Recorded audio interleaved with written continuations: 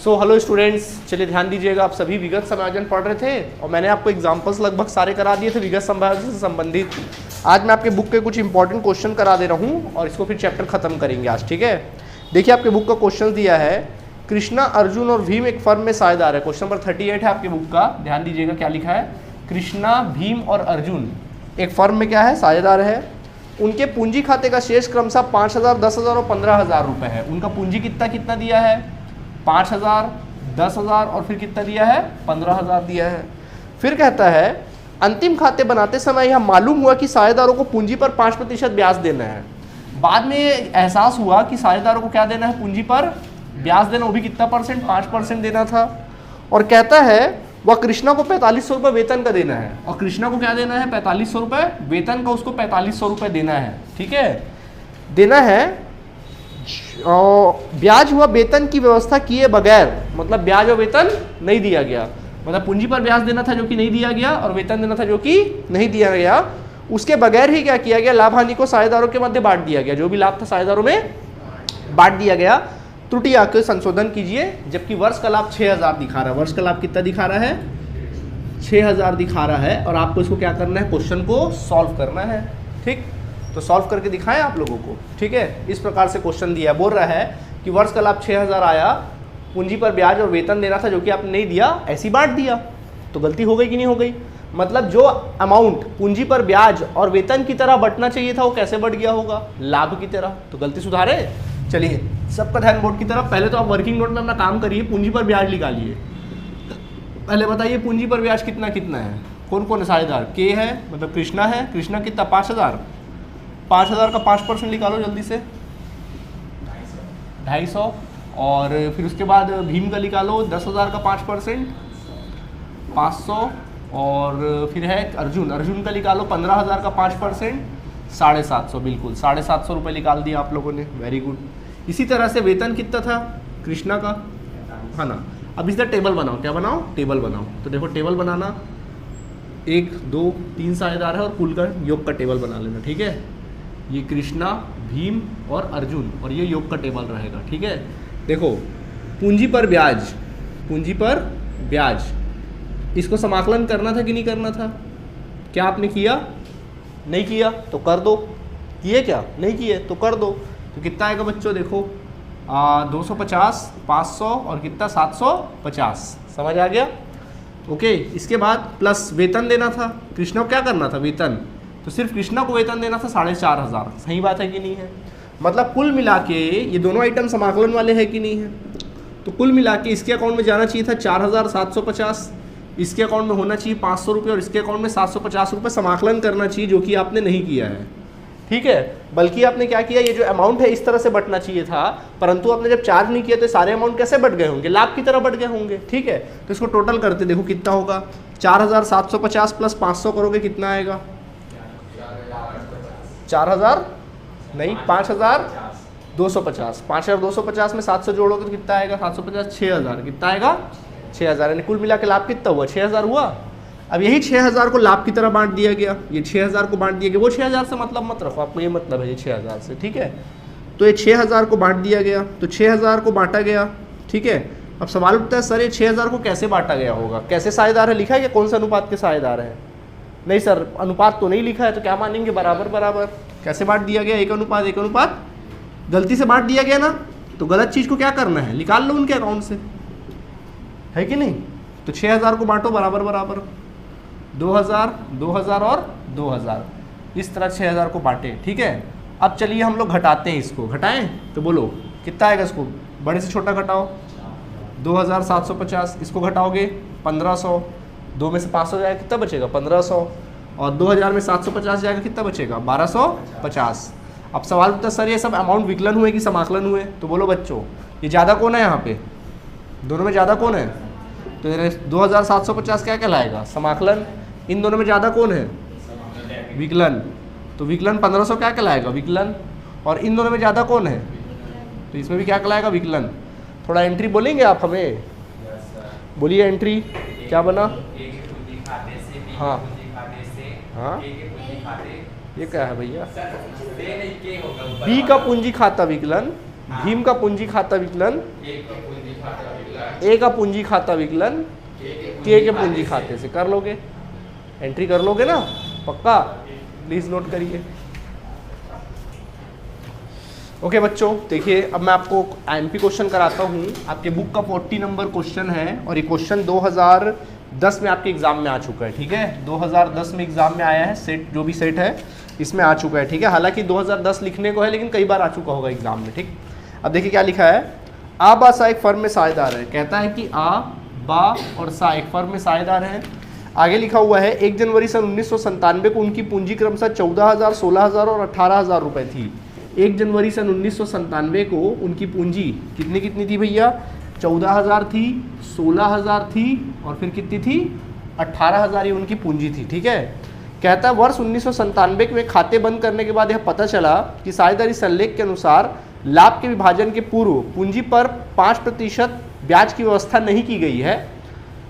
साझेदारों में यह तय हुआ कि चिट्ठे परिवर्तन के स्थान पर अगले वर्ष के प्रारंभ में इस समायोजन के लिए प्रविष्टि कर दी जाए और यह मानते हुए कि पूंजी स्थायी है। ओके, बोल रहा है कि 1997 के वर्ष के बाद खाते बंद करने के बाद यह पता चला कि साझेदारी संलेख के अनुसार लाभ के विभाजन के पूर्व पूंजी पर 5% ब्याज करने की व्यवस्था नहीं की गई है, नहीं की गई है बोल रहा है। मतलब पूंजी पर ब्याज देना था 5% जो कि दिया नहीं गया है, ठीक है। पूंजी पर ब्याज देना था कितना प्रतिशत, 5% जो कि दिया नहीं गया है, ठीक है।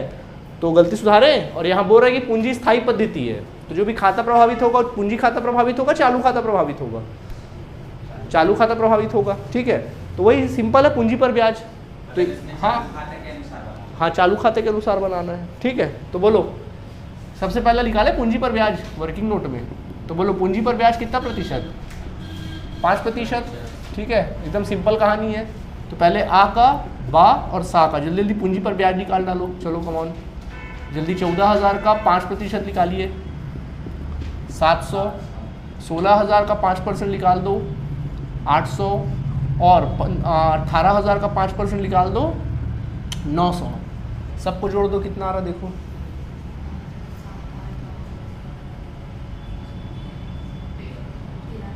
क्या तेरा 1300 कुछ भी 2300 आ रहा है, ठीक है। कितना आ रहा है, 2300 रुपये आ रहा है ना, पक्का 2300 आ रहा है,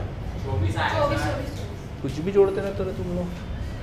2400, ठीक है। अब देखो कॉलम बनाओ, बताओ पूंजी पर ब्याज दिया गया कि नहीं दिया गया, बोलो जल्दी। पूंजी पर ब्याज दिया गया कि नहीं दिया गया, तो दे दोगे। तो पूंजी पर ब्याज समाकलन करूँ कि विकलन करूँ, यहाँ पर भाई डाल दो, समाकलन कर दो। कितना कितना, 700, 800 और 900, कुल मिला के 2400, ठीक है।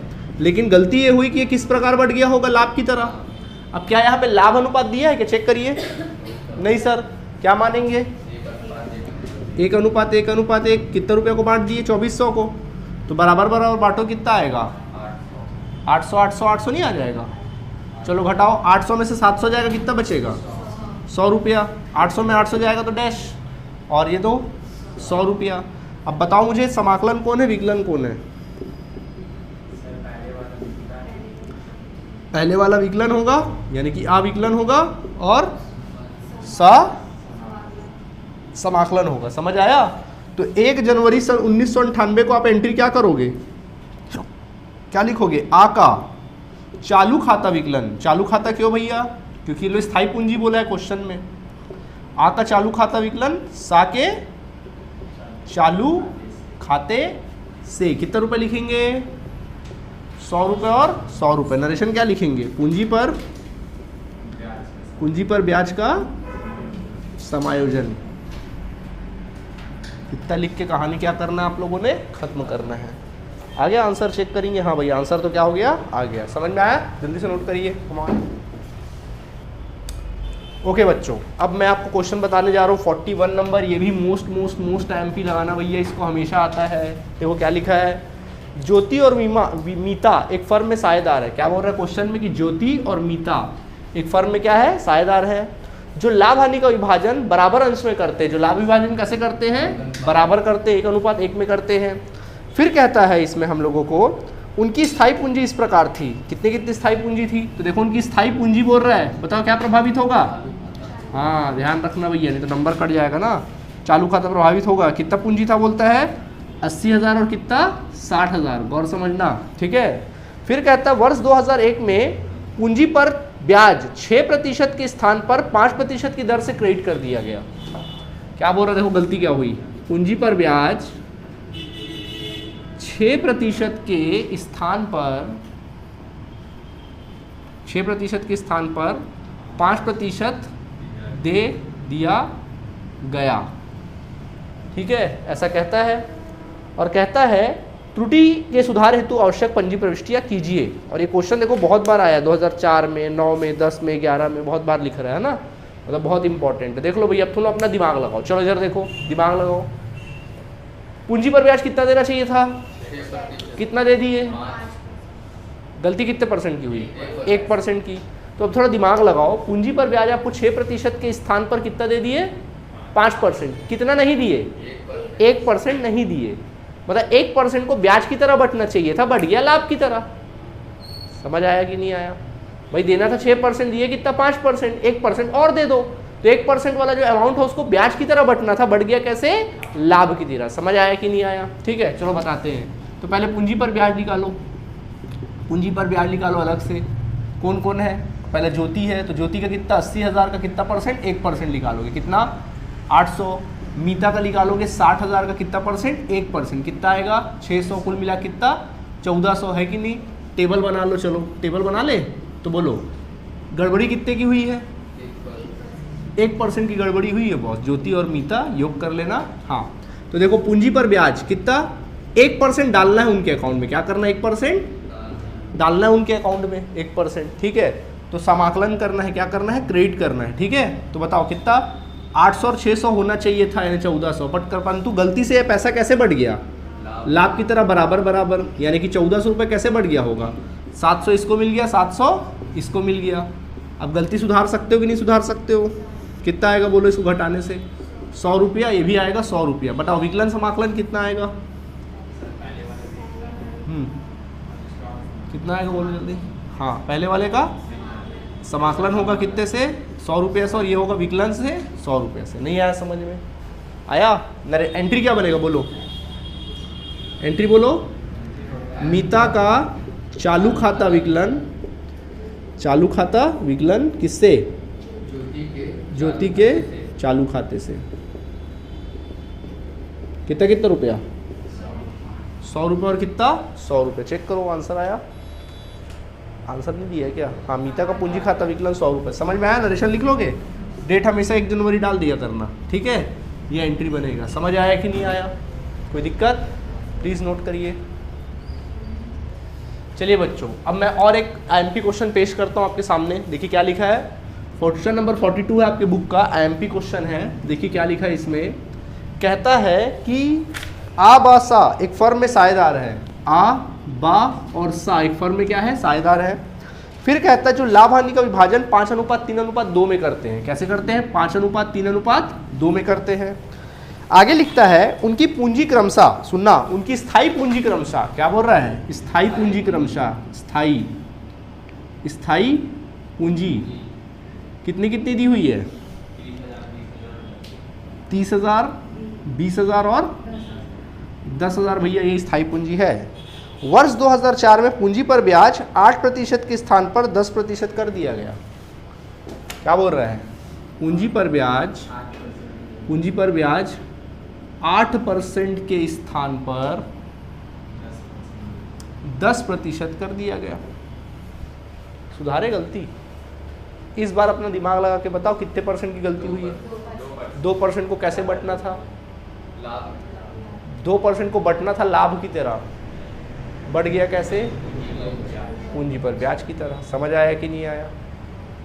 डन है ना? ठीक है, चलो तो पहले पूंजी पर ब्याज निकालोगे। यहाँ वर्किंग नोट में आना लिखा पूंजी पर ब्याज। तो जो गड़बड़ियाँ हुई है उसको लिखो। आ, बा और सा। तो आ का पूंजी कितना कितना है? 30,000। 30,000 का 2% निकालो, 600। 20,000 का 2% निकालो, 400। और 10,000 का 2% निकालो, कितना हुआ? 1200 हुआ कि नहीं हुआ? ठीक है, अब देखो टेबल बना लो। तो देखो इस बार कहानी अलग है ना, 3 साझेदार हैं, देखिए आ, बा और सा। तो पहले इस बार बात करेंगे पूंजी पर ब्याज। बोलो पूंजी पर ब्याज कितना कितना? 600, 400 और 200, यानी कुल मिला के 1200। अब एक बात बताओ, ये 1200 रुपया को कैसे बंटना चाहिए था? रियल में लाभ की तरह, लेकिन बढ़ गया कैसे? ब्याज की तरह। तो इस बार पूंजी पर ब्याज को डालोगे कि निकालोगे? निकालेंगे, मतलब ये क्या होगा? विकलन। समझ में आ गया? और लाभ क्या होगा इस बार? समाकलन करना पड़ेगा, है ना। लाभ कैसे? लाभ 5:3:2, 1200 को बांटोगे ना, तो यानी कि क्या करना पड़ेगा? ये आपको इसमें पुट करना था, समाकलन नहीं किए, कर दो। तो 1200 को चलो बांटो 5:3:2 में, तो 1200 को डिवाइड करोगे 10 से, 5:3:2 10, 5:3:2 10 हुआ ना, 10 आया, 10 को भाग करोगे 120, 120 × 5 600, 12×5 60, 12×3 36 और 12×2 24, 240। समझ आया? चलो समायोजन करो जल्दी से। 600 में 600 घटेगा, कुछ नहीं आएगा। 400 में 360 घटाओ 40, 240 में 60 200 घटाओ, बड़े से छोटा घटाना ना। कई बेवकूफ़ लोग क्या करते हैं, ऐसे घटा के आ जाते हैं, ऐसा गलती मत करना। कितना? 40। बोलो ये विकलन की समाकलन? ये विकलन की समाकलन? विकलन ज़्यादा कौन है? विकलन है ना, तो ये विकलन होगा। और ये क्या होगा? समाकलन ज़्यादा है। तो बोलो एंट्री क्या बनेगा? बोल दो एक बार। हाँ, बा का चालू खाता विकलन, बा का चालू खाता विकलन सा के चालू खाते से। और अगर वहाँ चालू खाते से स्थायी पूंजी का जिक्र नहीं करता तो क्या करते अपन? अगर स्थायी पूंजी का जिक्र नहीं करता तो हम लोग क्या करते? पूंजी खाता लिखते। ठीक है, कितना? 40 और 40 क्या लिखेंगे? पूंजी पर ब्याज का समायोजन। समझ आया कि नहीं आया? जितना मैंने क्वेश्चन बनाया उसको बहुत अच्छे से तैयारी करेंगे आप लोग, इसी में से एग्जाम में आएगा। समझ आया? अब अपने बुक के सारे क्वेश्चन क्या कर सकते हैं? बना सकते हैं। तो आज हमारा जो सबसे बड़ा चैप्टर था आपकी बुक का, आधारभूत सिद्धांत, क्या हुआ? आज खत्म हुआ। कल से हम लोग न्यू चैप्टर स्टार्ट करेंगे और चैप्टर का नाम है ख्याति। समझ गए? चलिए, थैंक यू बच्चों।